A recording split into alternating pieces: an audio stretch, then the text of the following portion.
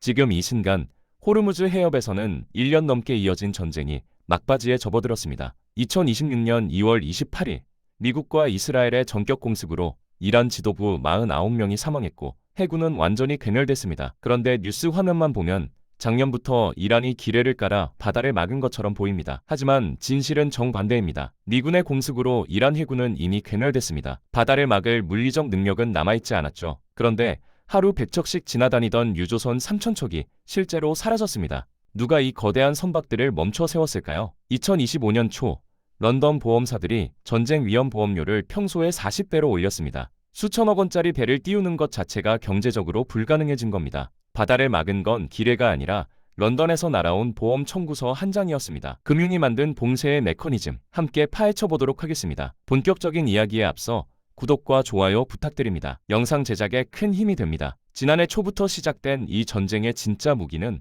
총알이 아니었습니다. 2025년 1월 전 세계 언론은 호르무즈 해협 봉쇄를 톱뉴스로 다뤘습니다. 화면 속에는 이란 혁명수비대의 고속정이 바다를 누비고 전문가들은 길에 매설 가능성을 경고했습니다. 시청자들은 당연히 생각했죠. 이란이 물리적으로 해협을 막았다고. 하지만 현장의 진실은 달랐습니다. 미 중부군사령부가 공개한 작전 보고서를 보면 이란 해군의 주력 전투함 17척 중 14척이 이미 격침되거나 무력화됐습니다. 남은 3척마저 항구에 묶여 있었죠. 혁명수비대의 고속정들은 여전히 움직였지만 이건 말 그대로 보트입니다.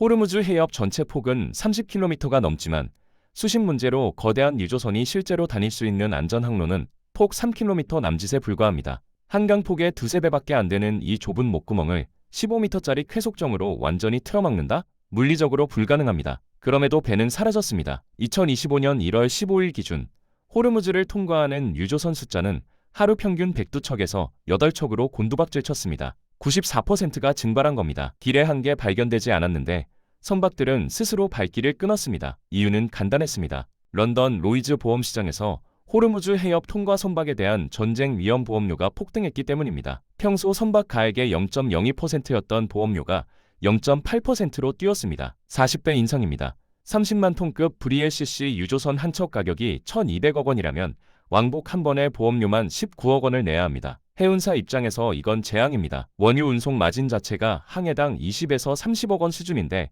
보험료가 그걸 다 먹어치우니까요. 배를 띄우는 순간 적자입니다. 그래서 선박들은 항구에 묶였고 바다는 텅 비었습니다. 총알 한 발 안 날아왔지만 바다는 완벽하게 봉쇄됐습니다. 물리적 무력이 아니라 금융 시스템이 만든 보이지 않는 장벽이었던 겁니다. 그런데 이상한 점이 있습니다. 전 세계 석유 물동량의 20%, 하루 2,100만 배럴이 지나다니던 해협이 막혔는데 글로벌 경제는 멈추지 않았습니다. 유가는 치솟았지만 석유 공급 자체가 끊긴 건 아니었죠. 어떻게 이게 가능했을까요? 답은 사막 한가운데 숨겨진 플랜 B에 있었습니다. 사우디아라비아와 UAE는 이란의 위협을 오래전부터 계산했습니다. 그리고 호르무즈를 우회하는 거대한 육상 송유관 네트워크를 건설해뒀죠. 먼저 사우디의 이스트 웨스트 파이프라인입니다. 페르시아만 동부 해안 아브카이크 유전에서 출발해 사막을 가로질러 홍해 연안 얀부 항구까지 이어지는 1200km 송유관입니다. 서울에서 부산까지 경부선을 2번 반 왕복하는 거리죠. 하루 처리 용량은 500만 배럴입니다. 호르무즈 전체 물동량의 4분의 1 수준입니다. UAE도 비슷한 시스템을 갖췄습니다. 아부다비 하브샨 유전에서 오만만을 거쳐 푸자이라 항구로 연결되는 400km 파이프라인입니다. 서울 대전 거리쯤 됩니다. 용량은 하루 175만 배럴입니다. 이 두 송유관의 핵심은 호르무즈를 완전히 건너뛴다는 점입니다. 페르시아만에서 원유를 뽑아 육지로 실어 나른 뒤 아예 다른 바다, 홍해나 오만만으로 배를 띄웁니다. 이란의 손이 닿지 않는 안전한 항로죠. 사우디와 UAE는 1980년대부터 이 프로젝트에 천문학적 자본을 쏟아부었습니다. 이란 이라크 전쟁 당시 호르무즈가 처음 위협받았을 때 두 나라는 깨달았습니다. 바다 하나에 목숨을 걸 순 없다고. 그래서 사막에 제2의 바다를 만든 겁니다. 파이프 속을 흐르는 검은 간이 호르무즈 봉쇄에도 세계 경제가 버틸 수 있는 숨통이었습니다. 그렇다면 이 파이프라인만 있으면 세상이 안전한 걸까요? 천만의 말씀입니다. 플랜 B는 작동하고 있지만 세 가지 치명적 한계가 있습니다. 첫 번째, 항구 병목 현상입니다. 사우디 이스트 웨스트 파이프라인은 하루 500만 배럴을 홍해 연안 얀부 항구로 쏟아냅니다. 문제는 이 항구의 선적 처리 능력입니다. 얀부 항구는 원래 하루 200만 배럴 처리를 전제로 설계됐습니다. 지금은 그 2배 반이 몰려드는 겁니다. 결과는 뻔합니다. 2025년 2월 기준 양부 항구 앞바다에 대기 중인 유조선이 평균 47척입니다. 배들이 줄을 서서 며칠씩 기다립니다. 파이프로 원유를 보내는 건 성공했지만 그걸 배에 싣는 속도가 따라오지 못하는 겁니다. 고속도로는 뚫렸는데 톨게이트가 하나뿐인 셈이죠. 두 번째, 표적이 이동했습니다. 이란과 예멘 후티 반군은 바보가 아닙니다.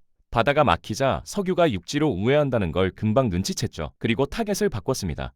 2025년 1월, 후티 반군은 사우디 동부 송유관 펌프장 2곳을 드론으로 타격했습니다. 물리적 피해는 크지 않았지만 메시지는 명확했습니다. 육지도 안전하지 않다.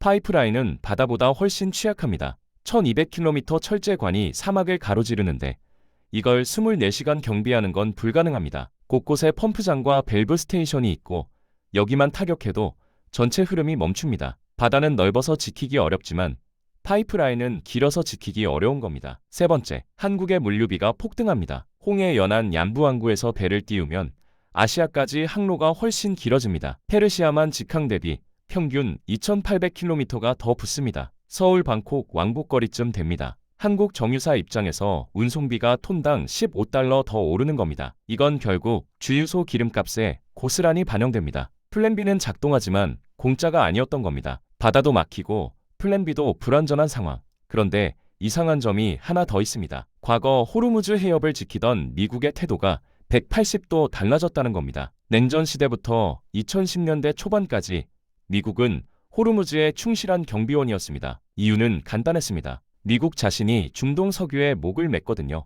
1990년 걸프전 당시 미국의 석유 수입 의존도는 42%였고 그중 절반이 중동산이었습니다. 호르무즈가 막히면 미국 경제가 멈추는 구조였죠. 그래서 미 해군 제5함대가 바레인에 상주하며 24시간 해협을 지켰습니다. 하지만 2010년대 중반 게임의 룰이 바뀝니다. 셰일 혁명이 터진 겁니다. 텍사스와 노스다코타 땅속에서 뽑아올린 원유가 미국을 세계 최대 산유국으로 만들었습니다. 2023년 기준 미국은 하루 1290만만 배럴을 생산합니다. 사우디보다 많습니다. 중동 석유 수입 비중은 5% 아래로 떨어졌죠. 그러자 미국의 계산이 달라집니다. 내 기름을 지키는 경비원 역할은 이제 필요 없습니다. 오히려 중동 석유가 막히면 미국산 셰일 오일 가격이 오릅니다. 손해볼 게 없는 겁니다. 그래서 트럼프 2기 행정부 때 중동 주둔 미군을 대폭 철수시켰습니다. 그런데 2025년 초 철수했던 미 해군 항모 에이브러햄 링컨호가 다시 호르무즈로 돌아왔습니다. 그리고 1년 넘게 이란을 압박한 끝에 2026년 2월 28일 최후의 일격을 날렸습니다. 왜 다시 돌아왔을까요? 이번엔 지키러 온 게 아닙니다. 통제하러 온 겁니다. 미국은 깨달았습니다. 호르무즈는 이제 무기라는 걸. 바다를 열고 닫는 차단바의 지배자가 되면 석유에 목숨 건 나라들의 숨통을 쥘 수 있습니다. 경비원에서 건물주로, 월급 받는 사람에서 월세 받는 사람으로 승격한 겁니다. 미국이 호르무즈를 떠나지 않는 이유는 이제 그곳이 자산이기 때문입니다. 그렇다면 미국이 건물주가 되어 호르무즈를 통제하는 진짜 이유는 뭘까요? 이란을 압박하기 위해서? 절대 아닙니다. 진짜 타겟은 따로 있습니다. 바로 중국입니다. 중국은 세계 최대 원유 수입국입니다. 2024년 기준 하루 1100만 배럴을 해외에서 사옵니다. 문제는 어디서 사오느냐입니다. 중국의 원유 수입선 1위는 사우디가 아닙니다. 이란입니다. 하루 평균 190만 배럴을 이란에서 들여옵니다. 전체 수입량의 17%죠. 왜 이란일까요? 가격입니다. 미국 제재를 받는 이란은 원유를 헐값에 팔 수밖에 없습니다. 국제시장 대비 배럴당 10에서 15달러 싸게 넘깁니다. 중국 입장에선 꿀이죠. 게다가 베네수엘라라는 또 다른 헐값 공급선도 있었습니다. 이란과 베네수엘라, 이 두 나라가 중국 제조업의 저가 에너지 탯줄이었던 겁니다. 그런데 지난해부터 올해 2월까지 이어진 전쟁으로 이 탯줄이 동시에 끊겼습니다. 미국이 이란을 타격하자 호르무즈가 막혔고 베네수엘라에도 추가 제재가 떨어졌습니다. 중국은 하루아침에 저가 원유 300만 배럴을 잃었습니다. 전체 수입량의 27%가 증발한 겁니다. 대안은 사우디나 러시아에서 더 사와야 하는데 문제는 가격입니다. 배럴당 10달러씩 비싸집니다. 하루 300만 배럴이면 하루 3천만 달러, 한 달이면 9억 달러가 더 듭니다. 1조 2천억 원입니다. 중국 제조업 생산비가 그대로 뛰는 겁니다. 그리고 이상한 현상이 포착됩니다. 2025년 1월 중순 이후 매일 20, 30대씩 출격하던 중국 전투기들이 대만 해협에서 사라졌습니다. 대만 국방부 발표 기준 1월 전반 2주간 중국군 항공기 출격 횟수는 187회였습니다. 후반 2주는 34회로 떨어졌습니다. 5분의 1 수준입니다. 왜일까요? 전투기 한 대 출격에 연료가 톤 단위로 듭니다. 에너지가 모자라면 군사작전부터 줄어듭니다. 미국은 이란을 때렸지만 진짜 숨통이 조여진 건 중국이었던 겁니다. 미국 입장에서는 이참에 이란의 숨통을 확실히 끊어놔야 중국을 완벽하게 통제할 수 있습니다. 그런데 이란은 만만한 상대가 아닙니다. 정규 해군은 박살났지만 혁명수비대의 고속정 게릴라전은 여전히 위협적이죠. 미국은 이 비대칭 전력을 제압할 특수부대를 투입했습니다. 바로 제31합 병원정대 에비유입니다. 제3일의 병원정대는 미 해병대의 정예 신속 대응군입니다. 병력 2,200명 규모로 상륙작전과 특수전에 특화되어 있습니다. 평소 주둔지는 일본 오키나와 캠프 한센입니다. 한반도에서 남쪽으로 1200km, 서울 도쿄 비행거리쯤 떨어진 곳이죠. 2025년 1월 이 부대가 강습 상륙함 보노움 미샤르호에 탑승해 오키나와를 떠났습니다. 그리고 지금까지 1년 넘게 페르시아만에 머물고 있습니다. 미 국방부는 이란 혁명수비대의 해상 위협에 대응하기 위한 전진 배치라고 발표했습니다. 문제는 이들이 빠진 자리입니다. 제31합 병원정대는 동아시아 미군 전략에서 핵심 기동 자산입니다. 한반도 일사시 가장 먼저 달려올 1순위 구원투수죠. 2017년 북한 핵위기 때도 2022년 대만 해협 긴장 때도 이 부대가 대기태세에 들어갔습니다. 출동 준비 시간이 6시간입니다. 사실상 동북아의 119 구급대인 셈입니다. 그런데 지금 이들은 오키나와에서 7,500km 떨어진 페르시아만에 있습니다. 서울 런던 거리입니다. 복귀하려면 최소 2주가 걸립니다. 한반도에 갑작스러운 위기가 터지면 제31 해병원 정대는 못 옵니다. 물리적으로 너무 멉니다. 미 태평양 사령부는 이 공백을 메우기 위해 괌의 제3해병원 정대를 대기 상태로 전환했습니다. 하지만 괌은 오키나와보다 2,400km 더 멉니다. 대응 속도가 느려질 수밖에 없죠. 미국은 중동에서 중국을 압박하는 데 성공했지만 그 대가로 동아시아 방어망에 거대한 구멍을 냈습니다.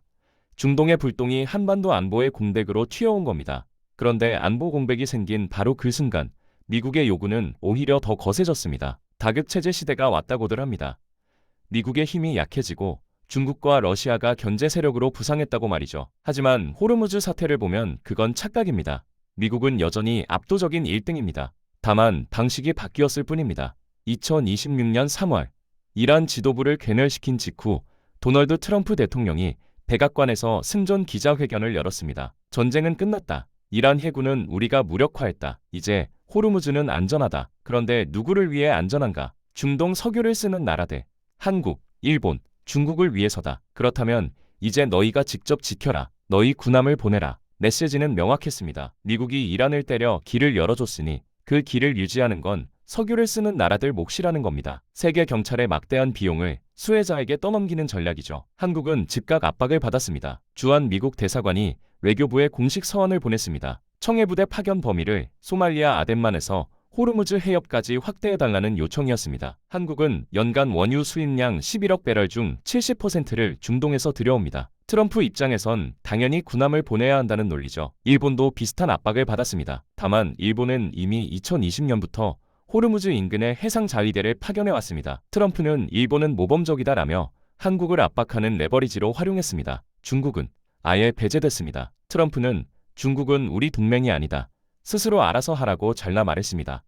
중국은 원유 수입량이 가장 많지만 미국의 보호를 받을 자격은 없다는 겁니다. 미국의 계산은 정교합니다. 동맹국에겐 파병을 요구해 비용을 나눠 갖고 경쟁국에겐 보호를 거부해 에너지 불안을 가중시킵니다. 과거엔 미국이 혼자 세계 경찰 비용을 떠안았지만 이젠 청구서를 나눠 보내는 겁니다. 힘은 여전히 1등이지만 방식은 확실히 얄미워졌습니다. 문제는 이 얄미운 청구서를 우리가 찢어버릴 수가 없다는 겁니다. 오키나와 해병대가 빠진 안보 공백도 무섭지만 만약 미국의 파병 요구를 거절하고 이 사태를 방치했을 때 한국이 치러야 할 대가가 너무 끔찍하기 때문입니다. 최악의 시나리오가 기다립니다. 한국산업연구원이 지난 2월 발표한 긴급 보고서를 보면 호르무즈 사태가 6개월 이상 장기화될 경우 국제 유가는 배럴당 180달러를 돌파합니다. 현재 80달러 수준에서 2배 이상 뛰는 겁니다. 이렇게 되면 한국 제조업 생산비가 평균 11.8% 폭등합니다. 구체적으로 어떤 일이 벌어질까요? 석유화학, 철강, 자동차, 반도체 모든 산업에서 원가가 두 자릿수로 오릅니다. 수출 가격 경쟁력이 무너지고 중국과 일본에 밀립니다. 현대차가 미국에 수출하는 SUV 한 대당 제조 원가가 150만 원 오르면 도요타와의 가격 경쟁에서 밀려납니다. 포스코가 만드는 철강제 톤당 원가가 12만 원 뛰면 중국산에 밀려 주문이 줄어듭니다. 그리고 서민 경제는 직격탄을 맞습니다. 휘발유는 리터당 3,000원을 넘고 택시와 화물차 운임이 30% 오릅니다. 물가는 연쇄 폭등하고 중산층 가게는 허리가 휜니다. 경제가 그대로 멈추는 겁니다. 파병을 하면 어떨까요? 미국과의 동맹은 강화되지만 중동 국가들과의 관계는 미묘해집니다. 이란은 한국을 미국의 앞잡이로 규정할 겁니다. 원유 도입선 다변화에도 차질이 생기죠. 게다가 파병 자체가 국내 정치적 논쟁을 불러옵니다. 지금 이 순간 한국 정부는 결정의 기로에 섰습니다. 혈맹의 요구대로 파병을 할 것인가? 중동과의 관계를 고려해 모호성을 띨 것인가? 안보와 경제, 어느 쪽도 포기할 수 없는 정답 없는 딜레마입니다. 텅 빈 오키나와 기지와 런던에서 날아올 또 다른 보험 청구서. 두 개의 시계가 동시에 돌아가고 있습니다. 오늘 영상이 유익하고 재밌으셨다면 구독과 좋아요 부탁드리겠습니다.